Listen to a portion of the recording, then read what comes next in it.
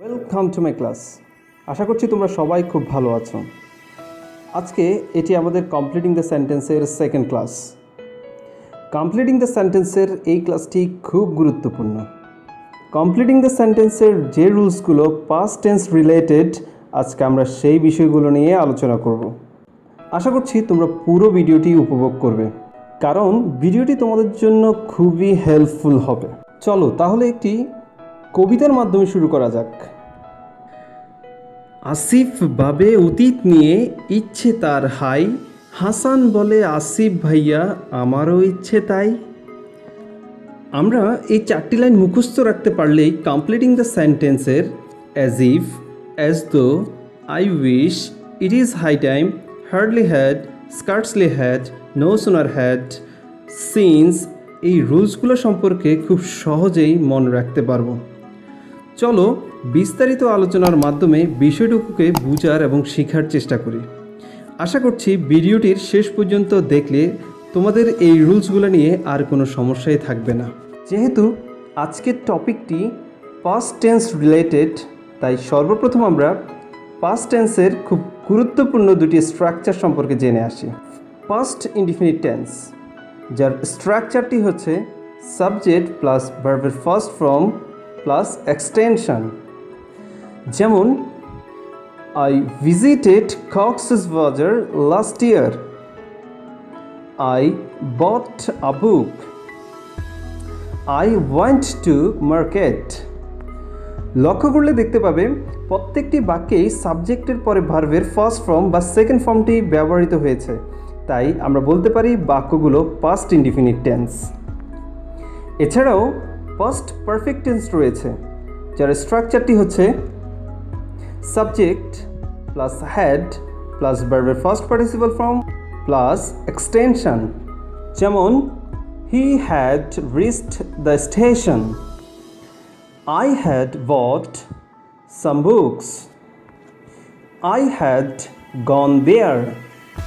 উপরোক্ত বাক্যগুলো লক্ষ্য করলে দেখতে পাবে বাক্যগুলোতে সাবজেক্টের পর হ্যাড রয়েছে এবং তারপরে ভার্বের ফার্স্ট পার্টিসিপল ফর্ম রয়েছে, তাই আমরা বলতে পারি উক্ত বাক্যগুলো পাস্ট পারফেক্ট টেন্স।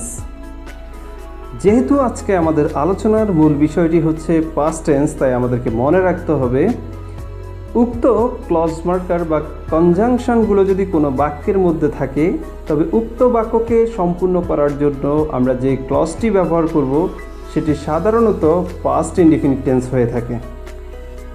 তাই চলো আমরা বিষয়গুলোকে এক এক করে বোঝার চেষ্টা করি।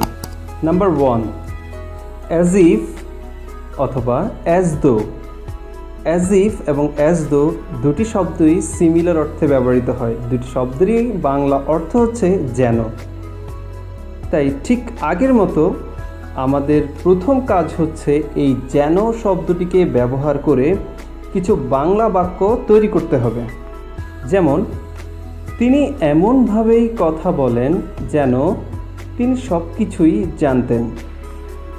আমরা একে অন্যকে এমনভাবেই ভালোবাসি এবং সাহায্য করি যেন আমরা সবাইকেই চিনতাম। সে এমনভাবেই ভান করে যেন সে একজন পাগল। মনে রাখবে পরীক্ষাতে সাধারণত বাক্যগুলোর প্রথম অংশটুকু আমাদেরকে দেওয়া থাকবে। যেমন প্রথম বাক্যটি হি স্পিক্স অ্যাজ ইফ, দ্বিতীয় বাক্যে we love and help one another as if, তৃতীয় বাক্যটি হচ্ছে হি প্রেটেন্ডস অ্যাজ ইফ। মনে রাখবে উক্ত বাক্যগুলোকে একটি ক্লজ যুক্ত করে বাক্যটি সম্পূর্ণ করতে হবে। তবে মনে রাখতে হবে যে ক্লজটি আমরা যুক্ত করব সেটি অবশ্যই পাস্ট ইনডিফিনিট টেন্স হতে হবে। লক্ষ্য করলে দেখতে পাবে বাক্যটির প্রথম অংশে যে ক্লজটি রয়েছে সেগুলো কিন্তু প্রেজেন্ট টেন্সে রয়েছে, আর প্রথম অংশ প্রেজেন্ট টেন্সে থাকার পরেও আমরা কিন্তু পরবর্তী ক্লজটি পাস্ট ইনডিফিনিট টেন্স দিয়ে আনসার করতে হয়েছে। তাহলে তিনটি বাক্যের আনসার আমরা লিখতে পারি শি নিউ এভরিথিং। দ্বিতীয়টিতে আনসার লিখতে পারি উই নিউ এভরিওয়ান। তৃতীয় বাক্যে আমরা লিখতে পারি হি ওয়ার মেড। খুব গুরুত্বপূর্ণ একটি বিষয় হচ্ছে তোমরা তৃতীয় বাক্যে লক্ষ্য করলে দেখতে পাবে তৃতীয় বাক্যের যে ক্লজটি আমরা যুক্ত করেছি সেই ক্লজে হি এর পরে আমরা ওয়ার লিখেছি। আমরা জানি সাধারণত হি এর পরে ওয়ার ব্যবহৃত হয় না, ওয়াজ ব্যবহৃত হয়, কিন্তু তারপরেও আমরা কিন্তু হি এর পরে এখানে ওয়ার ব্যবহৃত করেছি। আর এখানে ওয়ার ব্যবহৃত হওয়ার মূল কারণটি হচ্ছে আমরা জানি ইংলিশে কোনো একটি সেন্টেন্স যদি আনরিয়েল হয় তাহলে সেখানে বি ভার্ব সবসময় ওয়ার লিখতে হয়। আর মনে রাখতে হবে অ্যাজ ইফ যুক্ত বাক্য সাধারণত আনরিয়েল হওয়ার কারণে এখানে আমরা ওয়াজ ব্যবহার না করে ওয়ার ব্যবহার করতে হয়েছে। অর্থাৎ অ্যাজ ইফ বা অ্যাজ দো যুক্ত কোনো ক্লজের মধ্যে যদি বি ভার্ব থাকে তাহলে আমরা বি ভার্ব সবসময় ওয়ার লিখতে হবে, কারণ অ্যাজ ইফ যুক্ত ক্লজে সাধারণত আনরিয়েল অর্থ প্রকাশ করে থাকে। তাহলে আমরা বুঝতে পারলাম অ্যাজ ইফ বা অ্যাজ দো যুক্ত শব্দের পূর্বে যদি প্রেজেন্ট টেন্স থাকে পরের বাক্যটি সাধারণত পাস্ট ইনডিফিনিট টেন্সে লিখতে হয়। তবে মনে রাখতে হবে পূর্বের বাক্যটি যদি পাস্ট ইনডিফিনিট টেন্সে থাকে তাহলে কিন্তু পরবর্তী বাক্য পারফেক্ট টেন্সে লিখতে হবে। যেমন সে এমনভাবেই অভিনয় করছিল যেন সে অসুস্থ ছিল। He acted as if he had been ill. উক্ত বাক্যটির প্রথম ক্লজে লক্ষ্য করলে দেখতে পাবে এখানে অ্যাক্টের ফার্স্ট ফর্ম অ্যাক্টেড ব্যবহার করা হয়েছে। তাহলে এই অ্যাক্টেড ভার্বের ফার্স্ট ফর্ম হওয়ার কারণে এটি একটি পাস্ট ইনডিফিনিট টেন্স, তাই আমরা আনসারটি পাস্ট পারফেক্ট টেন্সে লিখতে হয়েছে সাবজেক্ট, হ্যাড এবং ভার্বের ফার্স্ট পার্টিসিপল ফর্ম।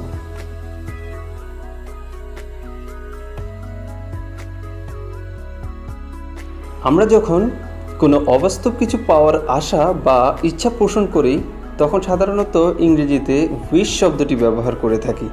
অর্থাৎ উইশ শব্দটি দ্বারা কোনো অবাস্তব কিছুর পাওয়ার ইচ্ছা বা আকাঙ্ক্ষাকে বোঝায় থাকে। এমন আরও কিছু শব্দ রয়েছে, যেমন I optimistic, I fancy, would that. উপরের শব্দগুলো দ্বারা সাধারণত কোনো অবাস্তব কিছুকে পাওয়ার আশা বা ইচ্ছাকে বুঝিয়ে থাকে। আর এই শব্দগুলো কোনো বাক্যে থাকলে তার পরবর্তী ক্লজটি সবসময় পাস্ট ইনডিফিনিট টেন্সেই লিখতে হয়। আবার বাক্যগুলো সাধারণত অবাস্তব হয় বলে এই বাক্যে কোনো বি ভার্ব ব্যবহৃত হলে বি ভার্বটি সবসময় ওয়ার লিখতে হয়। যেমন I wish I were a bird. I optimistic I could speak English fluently. Would that I were a child again. এই শব্দগুলো বাক্যে থাকলে পরবর্তী ক্লজটি সাধারণত পাস্ট ইনডিফিনিট টেন্সে আনসার করতে হয়। Number 3, it is time or it is high time.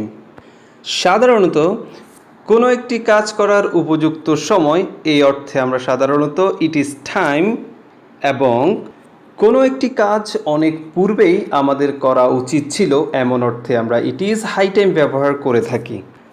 আমাদের মধ্যে অনেকেই এই দুইটি বিষয়কে একত্রিত করে ফেলে বলেই আমাদের অনেক সময় অর্থটি বিভ্রান্তির সৃষ্টি করে। ইট ইজ টাইম এবং ইট ইজ হাই টাইমের পরে আমরা সাধারণত টু প্লাস ভার্বের বেস ফর্ম দিয়েই আনসার করতে পারি।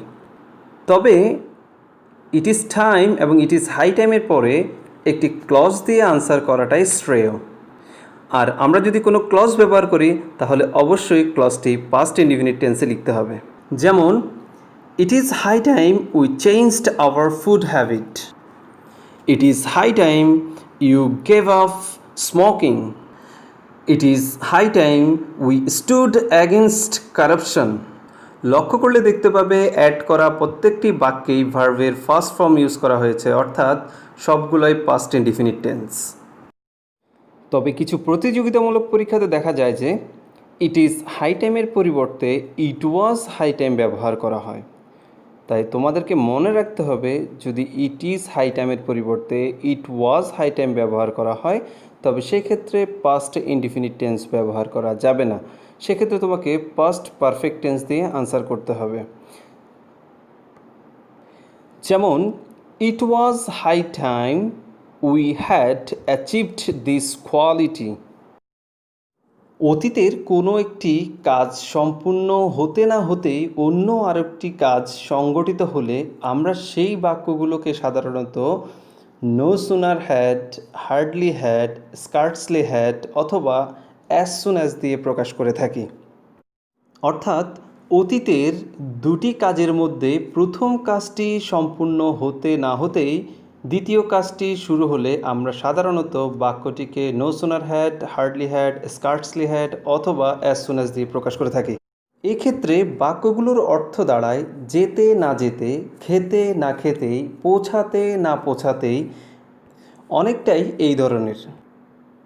তবে আলোচনার সুবিধার্থে আমরা বিষয়টিকে প্রকাশ করব যখনই এবং তখনই কথাটি দিয়ে, অথবা যেই মাত্রই তখনই দিয়ে। যেমন অধিবেশন শুরু হতে না হতেই কয়েকজন সদস্য বের হয়ে গেল। তবে কথাটিকে আমরা ঠিক এইভাবে বলতে পারি, যখনই অধিবেশন শুরু হলো তখনই কয়েকজন সদস্য বের হয়ে গেল। আমাদেরকে মনে রাখতে হবে পরীক্ষাতে যখনইর অংশটুকু আমাদেরকে দেওয়া থাকবে তখনইর অংশটুকু আমাদেরকে আনসার করতে হবে। অন্যদিকে তখনইর যে অংশটুকু আমরা যোগ করে বাক্যটি সম্পূর্ণ করব সেই অংশটুকু অবশ্যই পাস্ট ইনডিফিনিট টেন্সেই থাকতে হবে। এখানে no sooner had, hardly had, scarcely had এই শব্দগুলো নেগেটিভ অর্থে প্রকাশ করে, আর অ্যাজ সুন অ্যাজ শব্দটি সাধারণত অ্যাফার্মেটিভ অর্থেই ব্যবহৃত হয়ে থাকে।